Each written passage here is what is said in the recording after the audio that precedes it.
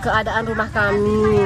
Sudah tertimbun lumpur 1 meter, kayu, kami ingin pertolongan. Pokoknya pemerintah ingin betul-betul melihat kami, karena rumah kami nggak bisa ditempati lagi.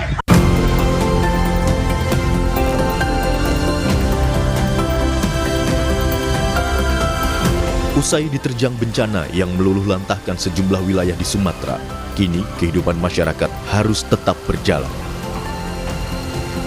Saat ini, hunian bagi warga terdampak bencana menjadi salah satu yang paling dibutuhkan.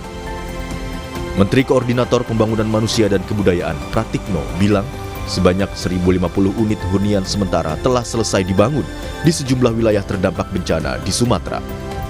Pembangunan Huntara ini melibatkan berbagai pihak untuk mempercepat pemulihan bagi warga terdampak. Per 28 Desember, Huntara di 3 provinsi sudah mulai dibangun. Dan sebagian sudah selesai, yaitu sebanyak total proses pembangunan dan sebagian sudah selesai itu totalnya 1.050 unit hunian. Yang dibangun BNPB bersama daerah itu ada 450, sedangkan yang dibangun Danantara beserta jajaran BUMN itu 600 unit Huntara.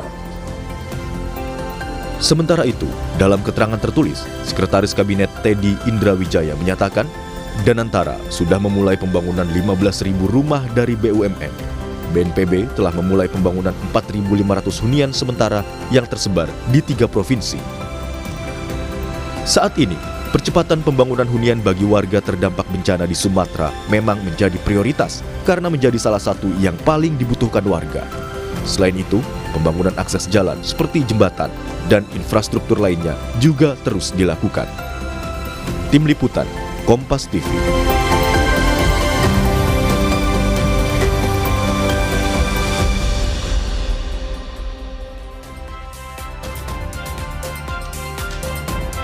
Saya Distila Rasati masih menemani Anda dalam Sapa Indonesia Pagi. Saudara, selain akses jalan dan juga infrastruktur lainnya, pembangunan hunian bagi warga terdampak bencana di Sumatera terus dikebut.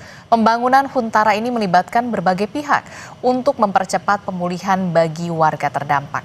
Berapa wilayah yang sudah mengajukan Huntara dan kapan target pembangunannya ini bisa selesai? Kita akan bahas bersama dengan Kepala Pusat Data Informasi dan Komunikasi BNPB, Pak Abdul Muhari, telah bergabung bersama kami melalui sambungan daring. Dan kami juga berusaha untuk terus menghubungi dari Komisi 5 DPR, anggota Komisi 5 DPR, untuk menambah perspektif kami dalam dialog kita di pagi hari ini. Tapi saya akan sapa dulu Kapus Datin dan juga Komunikasi BNPB, Pak Abdul Muhari, yang sudah bergabung bersama kami. Selamat pagi, Assalamualaikum Pak Muhari. Selamat pagi, waalaikumsalam, Mbak Adi. Iya, Pak Muhari, kami ingin update dulu. Jadi data yang terbaru dari pemerintah pusat, berapa hunian sementara yang sudah dibangun di Aceh, Sumatera Utara, dan juga Sumatera Barat. Dan informasinya ada ratusan Huntara yang nantinya akan diresmikan oleh Presiden Prabowo pada 1 Januari 2026. Benarkah demikian? Ya, saat ini secara serempak, secara paralel, ini hampir separuh dari kabupaten kota terdampak itu sudah mengajukan daftar nama dari warga calon penerima Huntara dan juga calon penerima DTH. Jadi sebelumnya Mbak Adisti, kami jelaskan bahwa ada warga saudara-saudara kita yang di lokasi terdampak ini yang membutuhkan hunian sementara karena memang tidak ada tempat lain untuk tinggal sementara. Tetapi juga ada saudara-saudara kita ini yang mengajukan atau tidak ingin di Huntara.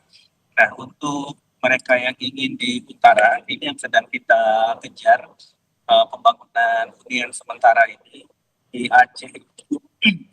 Ada 9 kabupaten kota yang sudah memulai pembangunan, kemudian di Sumatera Utara itu ada 5 kabupaten kota yang sudah memulai pembangunan, dan di Sumatera Barat itu ada 7 kabupaten kota yang sudah memulai pembangunan. Artinya ini secara paralel berjalan dengan target selesai yang bervariasi. Ada yang kita kejar di akhir Desember untuk unit di bawah 300 unit. Ada yang di minggu pertama dan minggu kedua Januari untuk unit antara 1.000 hingga 3.000 unit, Mbak Desti. Oke, tapi begini, kita juga ingin tahu perbedaannya. Ini kan dari masa transisi ya Pak ya, dari masa tanggap darurat kemudian ke pemulihan. Nah, di masa pemulihan, fase pemulihan ini pemerintah pusat sedang mengkebut dalam tanda kutip untuk hunian sementara. Nah, kami ingin juga mengetahui apa sebenarnya perbedaan yang bisa dilihat secara kasat mata oleh masyarakat. Perbedaan nantinya hunian sementara dan juga hunian tetap yang nantinya akan juga dibangun oleh pemerintah pusat. Ya, untuk hunian tetap tentu saja ini nantinya sudah sifatnya permanen ya. Artinya untuk menyelesaikan hunian tetap ini itu butuh waktu yang lebih lama. Kita ambil contoh misalkan dari estimasi awal kita itu Aceh Tamiang itu ada sekitar nanti 12 hingga 13 ribu rumah yang untuk dibangun kembali. Nah, untuk mengejar hingga 13.000 rumah hunian tetap yang sudah artinya sudah permanen dan rumah yang akan kita bangun untuk hunian tetap ini adalah rumah yang tahan bencana, tentu saja waktu. Nah, sementara nanti kelengkapan lahan dan seterusnya ini disiapkan, tentu saja saudara kita yang saat ini terdampak tidak mungkin terus-terusan tinggal di tenda. Inilah kemudian antara jeda ini kita bangunkan hunian sementara yang kita targetkan selesai dalam 2 bulan ini. Oke, terkait dengan hunian tetap yang memang akan ada fasenya dilakukan oleh pemerintah pusat, bagaimana dengan wilayah-wilayah yang memang sudah tidak bisa lagi untuk ditinggali begitu? Kita lihat di Aceh Tamiang dan juga beberapa wilayah yang dalam tanda kutip sini sudah red zone begitu ya, sudah tidak mungkin lagi untuk bisa dihuni begitu oleh warga yang terdampak. Bagaimana proses relokasi mereka untuk penghidupan mereka yang rata-rata mereka ini berpenghasilannya ini dari pertanian begitu, lahan pencariannya? Konsep dasar dari relokasi ini tidak hanya memindahkan orang, tetapi memindahkan hidup dan penghidupan. Betul. Artinya konseptual dari relokasi ini nantinya tidak hanya membangunkan kembali pemukiman, tetapi membangun kembali seluruh kawasan yang terdampak lengkap dengan infrastrukturnya yang lebih baik. Nah, ini ada 2 nanti Mbak Adisti. Di beberapa tempat ini cakupan daerah yang terdampak ini hampir mencapai mungkin sekitar 50% dari kawasan terbangun atau kawasan yang merupakan pusat aktivitas saat ini. Nah, tentu saja nanti ada untuk pemukiman yang kita relokasi, artinya tidak mungkin kita membangun pemukiman di tempat yang sudah terdampak bencana, karena bencana ini sekali dia terjadi di masa lalu, pasti dia akan terjadi lagi di masa depan. Tetapi justru kita juga akan melihat perencanaan pembangunan kembali daerah terdampak ini kan juga akan mengulang kembali pembangunan infrastruktur keairan yang lebih baik, misalkan alur sungai, drainase primer dan seterusnya. Untuk tempat-tempat yang nanti memang akan kita bangun secara keseluruhan, artinya drainasenya juga akan kita rancang lebih tahan banjir juga diulang lebih lama dan seterusnya. Ada daerah-daerah nanti yang akan kita bangun ulang di tempat yang sama tetapi dengan infrastruktur keairan yang lebih baik. Ada daerah-daerah mungkin tidak akan bisa kita bangun lebih baik dengan kondisi saat ini. Itu kita kasih. Oke, saya ingin tahu juga berarti untuk Huntara ini targetnya berapa lama untuk bisa diselesaikan seluruh Huntara, baik itu di 3 provinsi ya, untuk Huntara, untuk fase pertama ini, Pak Muhari? Untuk fase pertama ini harapan Bapak Presiden itu sebelum bulan Ramadan ini seluruh warga terdampak yang memerlukan Huntara itu sudah pindah ke Huntara.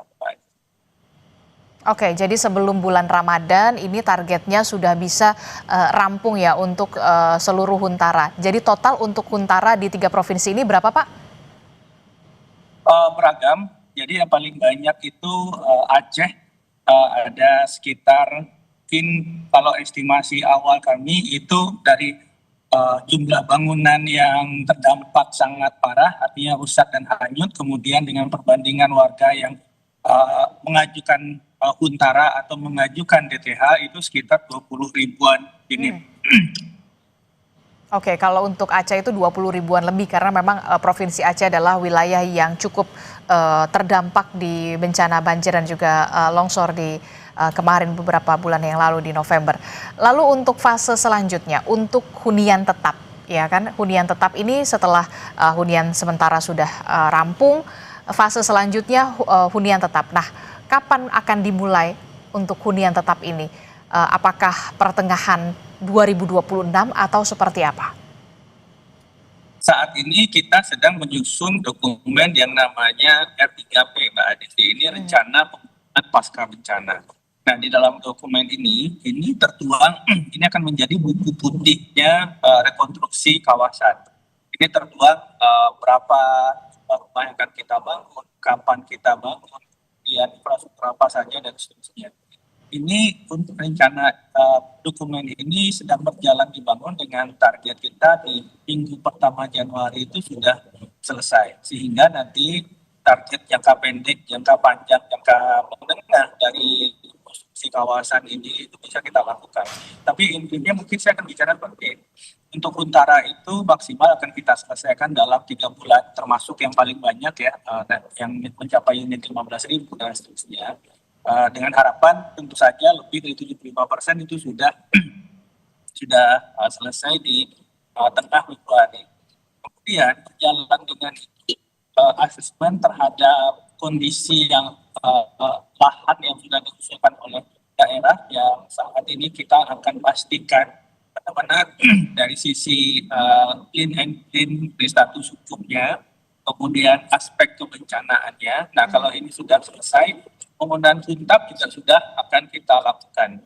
Karena berjalan di beberapa lokasi, Mbak Adisti, untuk daerah-daerah yang jumlah unit rumah rusak beratnya itu tidak terlalu banyak, kita tidak pakai huntara, tetapi langsung huntap.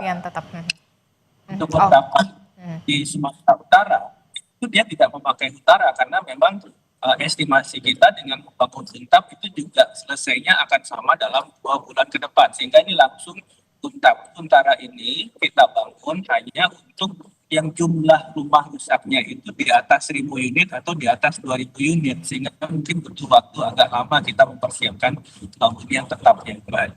Oke, jadi kalau huntara itu dibuat atau didirikan kepada warga-warga yang memang lebih dari 1.000 warga yang terdampak dari bencana ini. Kemudian yang juga harus berjalan beriringan adalah soal infrastruktur. Di sana ada jembatan, kemudian jalan yang kemudian bisa mengakses masyarakat untuk bisa beraktivitas. Nah, bagaimana soal progres atau perkembangan dari pembangunan jalan dan juga jembatan serta infrastruktur lainnya untuk warga terdampak bencana di 3 provinsi tersebut, Pak Muhari?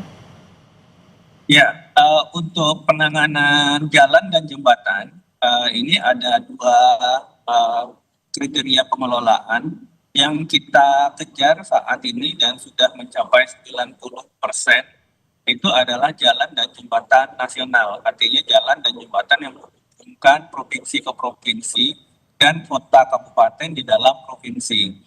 Ini Sumatera Barat, alhamdulillah ini sudah bisa dibilang 99%, hanya tinggal satu akses dari Kota Padang ke Bukit Tinggi melalui jalur alternatif di Maltala yang sedang saat ini masih terus dikerjakan dengan presentasi 95%. Untuk Sumatera Utara itu relatif sudah terhubung semua. Untuk Aceh ini koridor lintas timur dan koridor lintas barat itu sudah terhubung. PR kami hanya untuk koridor tengah dari Biren ke Benar Meriah Takengon Kejaran ke Kutacane. Ini jalur yang bukan kota-kota di daerah topografi tinggi di tengah Aceh. Untuk jalur timur, Medan Banda Aceh itu sudah terhubung. Kemudian Banda Aceh hingga ke Aceh bagian barat, sisir Aceh bagian barat itu juga sudah terhubung. Nah, sehingga setelah ini selesai, ini persentase keduanya sudah 99%. Ini nanti bisa memudahkan kita untuk membawa alat perangkat seterusnya untuk kemudian mencicil yang jembatan desa, jembatan kecamatan yang ini memang jumlahnya banyak tetapi relatif bentangnya itu kecil-kecil sehingga tidak akan butuh waktu lama untuk menyelesaikannya. Sedang yang bentang besar ini, jembatan yang 150 meter, 60 meter itu jembatan nasional ini 99% sudah selesai. Nah, nanti di dalam 2-3 minggu ke depan kita akan kebut untuk yang jalan jembatan yang di kecamatan, di desa yang relatif lebarnya biasanya itu cuma 5-20 meter. Jadi kita akan kebut sehingga kita harapkan memang di untuk jalan jembatan nasional itu akhir Desember sudah selesai, 100%. Oke, jadi akhir Desember targetnya sudah selesai ya? 100%. Untuk jalan dan jembatan daerah, ini kita harapkan sampai minggu kedua Januari itu sudah bisa kita kejar. Ada satu lagi Mbak Disti, sebenarnya kunci untuk percepatan pemulihan aktivitas ekonomi masyarakat di kawasan terdampak ini ada dua, aksesibilitas jalan dan listrik. Karena kalau listrik sudah pulih, secara otomatis BTS bisa kembali bekerja, PDAM bisa merestart generator air, dan ekonomi masyarakat tetap bekerja. Nah, tapi memang PLN bisa masuk ke daerah-daerah di kecamatan-kecamatan desa, tergantung nanti kita kecepatan kita untuk memperbaiki jembatan yang ada di dalam kabupaten, kecamatan, dan desa. Oke, percepatan terus dilakukan terhadap pemulihan dari akses. Salah satunya adalah jalan dan juga jembatan supaya juga aktivitas pendistribusian bantuan juga bisa optimal dilakukan, termasuk juga soal PLN di sana dan juga BTS di sana untuk akses komunikasi, jaringan komunikasi yang bisa segera dipulihkan kepada wilayah-wilayah yang saat ini masih terkendala. Nah, Pak Muhari, kita juga akan berbincang bersama dengan Bu Dwi Korita yang merupakan pakar dari geologi dan mitigasi bencana Universitas Gadjah Mada, Yogyakarta. Selamat pagi Bu Dwi Korita. Selamat pagi, Assalamualaikum warahmatullahi wabarakatuh. Waalaikumsalam warahmatullahi wabarakatuh. Di sini juga ada Pak Muhari melalui sambungan daring, Pak Bu Dwi Korita. Saya ingin tahu Bu Dwi Korita, ini kan kalau kita lihat tadi penjelasan dari Pak Muhari, saat ini untuk Huntara juga saat ini sedang dilakukan pembangunannya, termasuk juga hunian tetap. Nah, ada catatan dari Anda soal pembangunan hunian tetap, di mana wilayah-wilayah yang memang sudah tidak bisa ditinggali. Apa saja yang menjadi catatan dari yang harus diperhatikan oleh pemerintah pusat, Bu Dwi Korita, untuk masa pemulihan ini? Iya, jadi yang perlu diperhatikan adalah memastikan, insya Allah itu pasti sudah ya, memastikan bahwa lokasi hunian tetap itu bukan merupakan lokasi yang akan terkena periode ulang banjir bandang. Oke. Karena banjir bandang itu proses yang berulang. Seberapa lama pengulangannya tergantung tingkat kerusakan lingkungan yang ada di hulu. Sebelumnya tahun 2003 periode ulangnya 50 tahunan. Tapi tahun 2025 ini periode ulangnya tinggal 22 tahunan. Karena lahannya semakin terbuka. Berarti ke depan periode ulangnya bisa kurang dari 22 tahun, sehingga ini Huntap itu mau dirancang untuk berapa tahun. Nah, kemudian setelah paham tentang memastikan tidak akan terdampak, nah tetap perlu dipasang sistem peringatan dini. Sistem peringatan dini banjir bandang, bukan peringatan dini cuaca. Sekarang yang ada itu baru peringatan dini cuaca. Bukan peringatan dini banjir bandang. Nah, itu yang perlu disiapkan. Dan berikutnya, karena itu hulu itu sangat aktif. Itu kan patahan Sumatera ya, pegunungan Bukit Barisan. Gempa-gempa ini terjadi terus. 20 hari sebelum kejadian, setiap hari itu terjadi gempa-gempa. Apa peran gempa itu? Merontokkan lereng-lereng bukit. Pegunungannya rontok, mengakibatkan longsor-longsor, dan longsor itu embrio banjir bandang. Apabila hujan lebat, longsor-longsor itu membendung air hujan dan akhirnya jebol menjadi banjir bandang. Solusinya adalah buat check dam. Atau ada pemeliharaan hulu, daerah hulu das itu perlu selalu dicek, diinspeksi agar endapan longsor-longsor itu selalu disudet atau dibersihkan. Kalau tidak menjadi banjir bandang lagi. Nah, PU Balai Wilayah Sungai itu sudah sangat terbiasa mengelola itu. Tapi tetap harus ditetapkan ya, itu cek dam di Gunung Merapi, di Gunung Marapi. Di Indonesia sudah banyak itu diterapkan, bukan sesuatu yang istimewa dan sulit. Namun tetap harus dilakukan.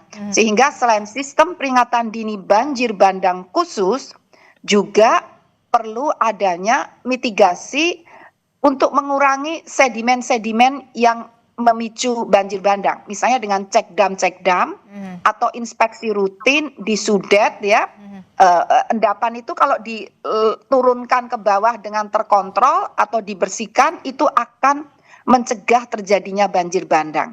Demikian, Mbak. Oke, Bu Dwi Korita, mohon maaf untuk kamera zoom-nya atau daringnya mungkin bisa dibuka begitu, jadi kami bisa lebih leluasa untuk bisa melihat Bu Dwi Korita.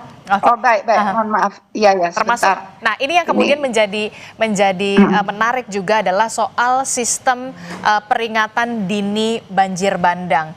Tidak hanya soal sistem peringatan dini soal cuaca ekstrim, soal intensitas hujan, tapi kemudian yang menjadi pertanyaan, pemerintah saat ini apakah sudah memiliki sistem peringatan dini soal banjir bandang ini?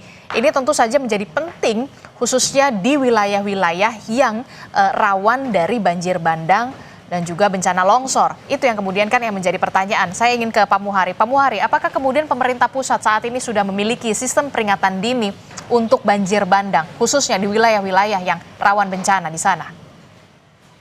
Ya, untuk sistem peringatan dini banjir bandang saat ini secara nasional memang kita belum punya ya, Pak. Tetapi yang sedang kita bangun bersama BNPB, BMKG, Badan Geologi, ini kita sedang sama-sama merancang sistem peringatan dini banjir bandang, kemudian mengintegrasikan sistem peringatan dini longsor. Ada beberapa titik secara scatter yang sudah dipasang secara terpisah tapi belum terintegrasi secara nasional. Kemudian juga satu hal mungkin juga sudah saatnya kita memiliki sendiri sistem peringatan dini siklon tropis ya. BMKG juga sudah menyampaikan, tapi lebih kita pertajam karena secara historis ini mulai dari siklon Flores 1973 yang memakan korban hingga 1.500 orang. Itu ada beberapa kali historis siklon Dahlia, kemudian hingga terakhir itu Seroja. Meskipun kawasan kita di ekuator yang disebut Calm Belt, daerah yang tidak bisa terjangkau sampai siklon tropis di titik garis ekuator karena tetapi mungkin beberapa tahun terakhir frekuensi intensitas yang makin mendekat ke ekuator dan makin berdampak di Indonesia itu makin tinggi. Ini juga jadi perhatian kita dan saat ini sedang kita sistem peringatan dini. Pak Muhari, kami tidak terlalu jelas untuk mendengar suara Anda karena audio barnya mengecil begitu. Kami akan coba untuk memperbaiki lagi untuk jaringan komunikasi. Bu Dwi Korita, apa yang perlu diperhatikan oleh pemerintah pusat soal mitigasi begitu ya, pencegahan? Tidak hanya soal penanganan bencana, tapi kita harus mencegah dari bencana itu. Karena kita tahu Indonesia ini berada di wilayah yang rawan bencana. Tidak hanya soal sistem peringatan dini tsunami, kemudian juga harus ada sistem peringatan dini banjir bandang begitu ya. Saya sih berharap kita ini seperti Jepang begitu. Memang sudah mitigasinya bisa sematang mungkin untuk dipersiapkan untuk bisa meminimalisasi dari korban jiwa dan juga korban luka nantinya. Bagus sekali itu pemikirannya. Kalau selama ini kan terkesan hit and run. Jadi ada bencana kita menghindar gitu ya, atau istilahnya hit and run. Nah, dibutuhkan sistem pencegahan atau mitigasi yang permanen. Dan menurut data BNPB, 95% bencana di Indonesia itu adalah hidrometeorologi. Jadi kalau hidrometeorologi ini bisa dicegah, itu otomatis mencegah 95%. Dan dari berbagai studi dan pengalaman di lapangan, hidrometeorologi itu selalu berkaitan dengan kerusakan lingkungan. Selalu. Jadi bukan badai tropisnya, tapi kenapa badai tropis menjadi seperti itu? Itu juga karena kerusakan lingkungan. Ujung-ujungnya kalau dirunut ya, root problemnya itu kerusakan lingkungan. Jadi pencegahan yang permanen itu adalah segera urgent perbaiki kerusakan lingkungan, hindari pembukaan lahan. Itu kalau tidak ingin hit and run. Dan paralel dengan itu, sebenarnya banyak yang sudah dilakukan BNPB dan berbagai pihak ya, sudah melakukan pemetaan ya, tata ruang. Cuma persoalannya pemetaan itu untuk memetakan zona-zona bahaya yang harus dihindari untuk hunian itu sudah sebetulnya udah sejak puluhan tahun ya. Mungkin semasa Pak Abdul Muhari dan saya masih SMA aja udah ada itu ya. Persoalannya apakah diterapkan petanya itu untuk menyusun tata ruang yang berkelanjutan. Jadi tata ruang selain pemulihan lingkungan, tata ruang itu mutlak. Dan diterapkan dengan law enforcement. Benar-benar ketat. Kalau dilanggar, itu yang menghukum adalah alam. Jadi banyak zona yang terkena bencana itu adalah zona yang tata ruangnya salah, lingkungannya rusak. Kemudian baru kita berpikir yang sudah dijalankan selama ini, bagaimana ada sistem peringatan dini, kemudian ada tadi mitigasi, misalnya ada cek dam, ada teknologi diterapkan ya. Semuanya paralel sebetulnya bisa, tidak harus urut ya. Tapi yang nomor satu itu adalah lingkungan dan tata ruang serta edukasi literasi. Di Jepang barangkali Pak Abdul Muhari sudah paham sekolah di sana ya. Di sana itu edukasi tentang kebencanaan sudah dilakukan sejak lebih dari 100 tahun yang lalu. Jadi sudah turun-temurun beberapa generasi. Jadi sudah otomatis terbiasa. Bahkan mereka yang lolos dari bencana, dari studi yang ada diketahui 95% lebih yang selamat dari bencana. Karena kalau tidak menolong dirinya sendiri, ya ditolong keluarganya atau ditolong orang lewat atau tetangganya. Bukan karena ditolong oleh pemerintah. Artinya apa? Mereka itu sudah sangat paham dan mandiri cara menolong dirinya. Dan itu sangat signifikan mengurangi, mencegah terjadinya korban jiwa. Jadi itu tadi nomor satu adalah lingkungan, 1ABC itu lingkungan, tata ruang, dan edukasi. Nah berikutnya itu tadi ada mitigasi dengan teknologi ya, dan ada langkah-langkah sistem peringatan dini dan seterusnya.